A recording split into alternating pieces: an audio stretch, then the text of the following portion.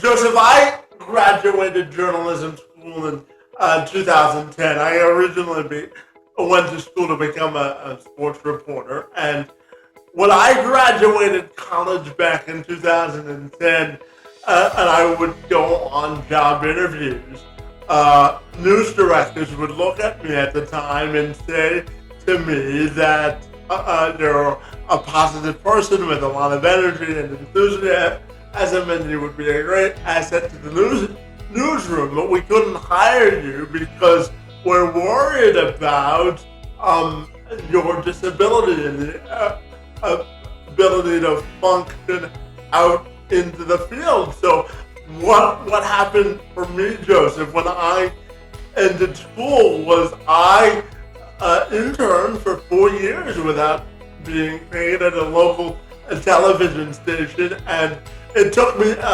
6 years out of college to convince someone, Joseph, to give me my first paying job anyway, and that wasn't even in journalism. It was one of the reasons I became a motivational speaker was because no one would hire me from a journalistic perspective. So I used my journalism training to turn that into advocacy in terms of advocating for the hiring of folks with disabilities. And my first paying job was working with the Trillium Foundation in Ontario to positively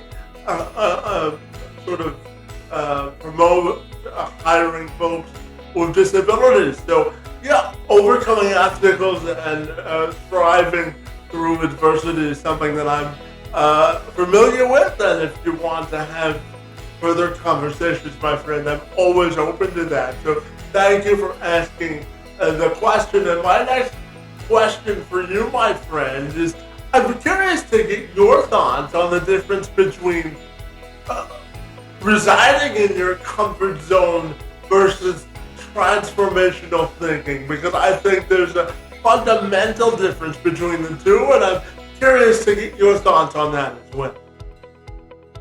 Yeah, that's well, one, that's I mean, that's you know, that sucks, man. Having to deal with that for so long, but like we've been saying this entire interview, that adversity and the ability to be resilient. If you were not a resilient person, if you were not a mentally and emotionally strong person, you would have let that break you. And instead you said, no, screw that. I'm going to find a way to turn this into a strength somehow. So great job on doing that, man. That gets me so pumped up when I hear stories like that. Sucks that you have to go through those adversities, but man, life is adversity. There's no way anybody's ever going to get out of adversity. It doesn't matter who you are, what you look like, where you come from. You are going to face trial and tribulations. It is a guarantee in this life. It's how you deal with it and how you persevere through it and what strength you and knowledge you gain from it that's most important. So awesome job doing that.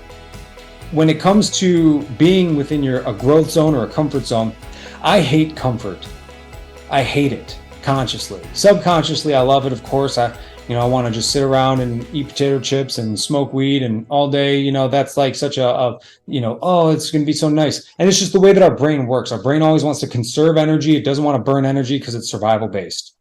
But the conscious part of my brain hates comfort. And I hate comfort because I know that I am technically dying in that state. You're either growing or you're dying in life. There is no stagnancy.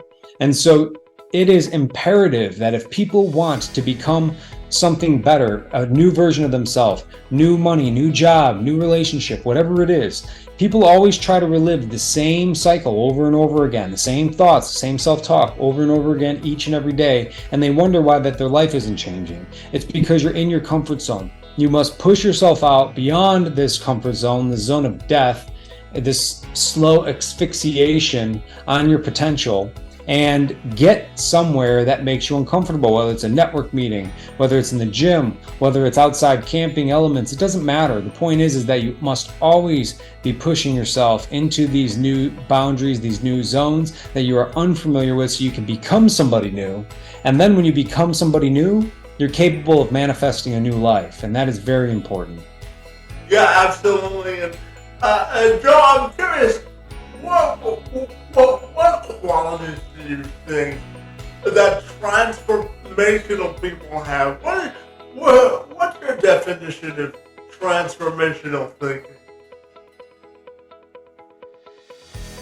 Transformational thinking.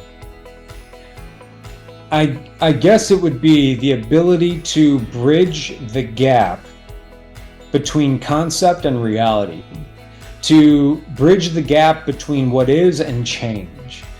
So if I am a transformational thinker, then I can see an end state that nobody else can possibly see. Maybe sometimes they could also see it, but I want to be able to create something, an impact of some kind in the world. And then I want to be able to bridge the gap between where we are and where people could be if they have an interest in that. And then if it's bettering them, I want to be able to convince them that that's better for them as well. I'm not forcing on anybody, I'm just enlightening them to that sense of empowerment. I think a transformational thinker is somebody who's capable of bridging that gap between the abstract and the concrete.